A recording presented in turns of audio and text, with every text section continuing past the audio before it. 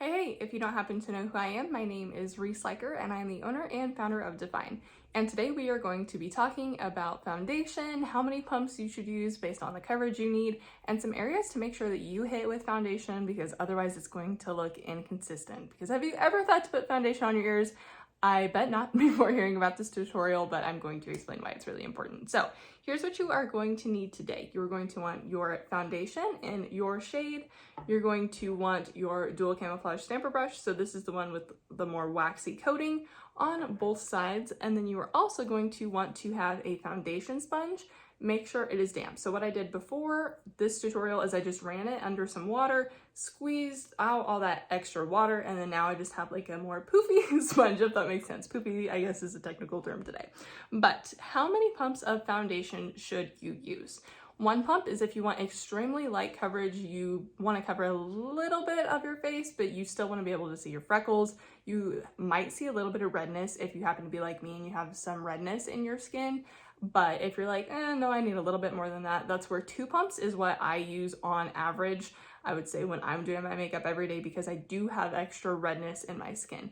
But if you happen to have more mature skin, you're like, Reece, I use really light makeup, I don't really have a lot of redness, that's where you can probably get by on 1 pump. But like I said, if you happen to be like me, you have some redness in your skin, or maybe you have a little bit of acne going on and you need that higher level of coverage, that's where you're going to do 2 pumps.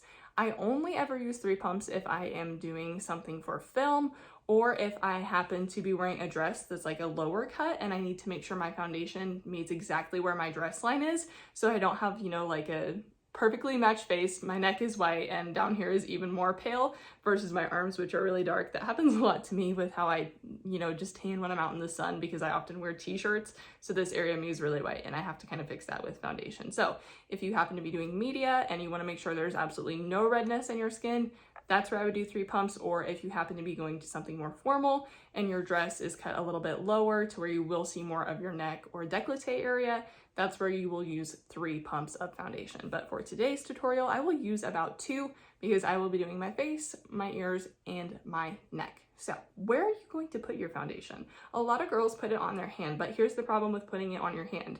Your hand is a porous surface, and so your skin is actually going to absorb some of that foundation when it's on there. But if you want to get the most out of your foundation, you want to get every ounce possible because, you paid for it, so you should be able to use everything. That's where I'm actually going to pump it onto my cap.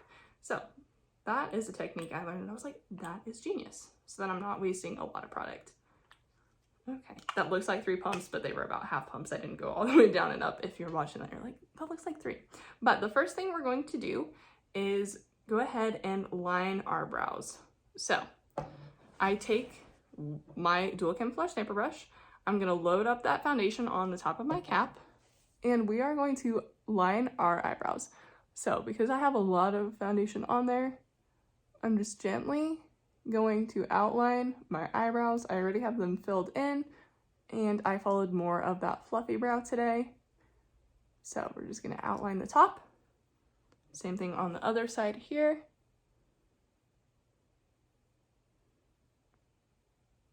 Because when I go in with my foundation sponge, it doesn't get quite as close as I need it to on my brows, so that's where I will use my dual camouflage stamper brush instead. Then you're gonna go in the middle of your brows here, going upwards. And then one thing I like to do, I have a really little mirror, let me check here, is I will actually make sure that my eyebrows are level because I don't want one looking a little bit bigger than the other. So that's where I would double check that in a mirror and make sure they are about the same width because I've had that go wrong before and trust me, it is not fun.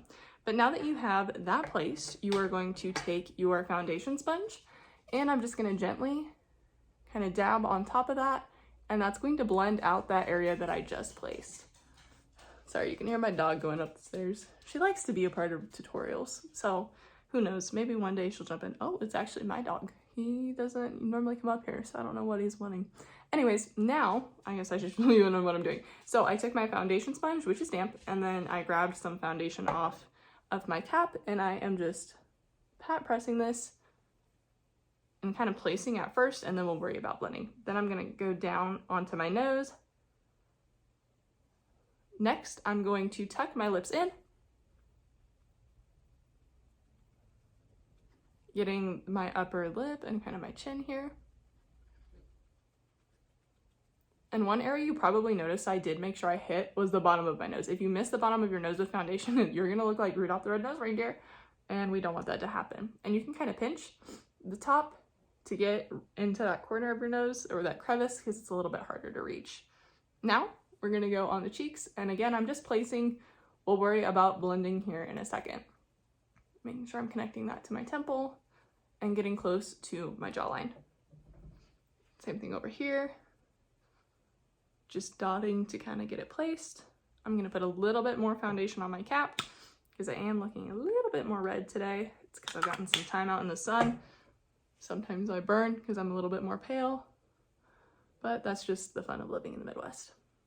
All right, now I have that placed where I want it on my cheeks. Do know I skipped this V and the under eye because that is where we will place concealer later.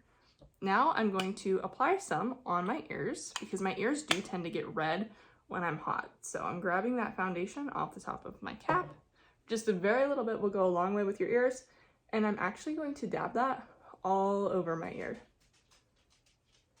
And then this is where I would do my jewelry after I have my makeup done so that you're not getting any foundation on your earrings. But notice the difference in my ears right there. So this is now cohesive with the rest of my face versus this ear, which looks way more red. So that is why foundation on your ears is so stinking important. I love this little down the stairs. I hope you guys get a kick out of that. All right, making sure I'm pat pressing that all over my ears. And now I'm gonna go into my neck because you can see that my hand and my face are about the same color. However, my neck is way lighter because it has not seen as much sun. So I'm going to grab my foundation sponge, load up the remainder of what's on there. I'm going to dab, whatever you want to say, to at least get it placed here. I'm going to get a little bit more just to have the foundation in place.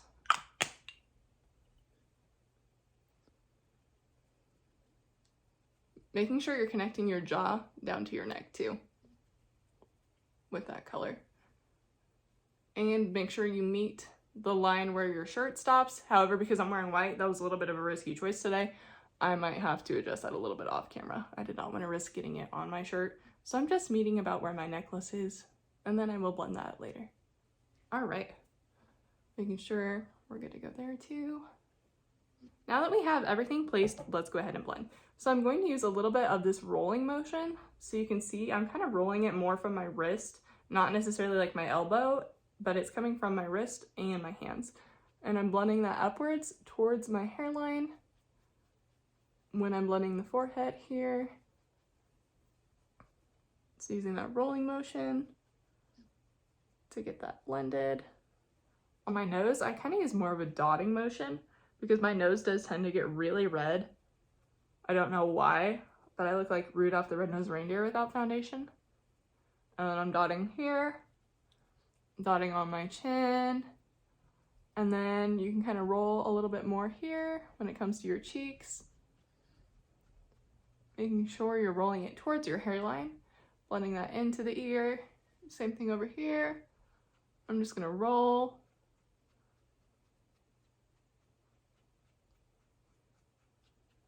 And then I'm gonna roll upwards when I get to my jawline because we don't wanna go down and age our skin prematurely. Just making sure everything is soft and blended with our foundation. I make sure I kind of get to the side here where it's going to connect more into my hair or hairline. And voila, that is how to apply foundation. So you can see it's just a really light layer. It matches my skin tone, especially right here, because I have been tanning. I'm a little bit inconsistent in colors, but I usually like to match my arms and my legs, make sure all of me looks consistent when it comes to my foundation color. But if you're like, Reece, I don't know if my foundation color is right anymore. If you've been out in the sun or if it's winter, then make sure to request a best face forward sample, but we'll have directions on how to do that. But like I said, thank you for joining me for today's tutorial, and I will see you soon.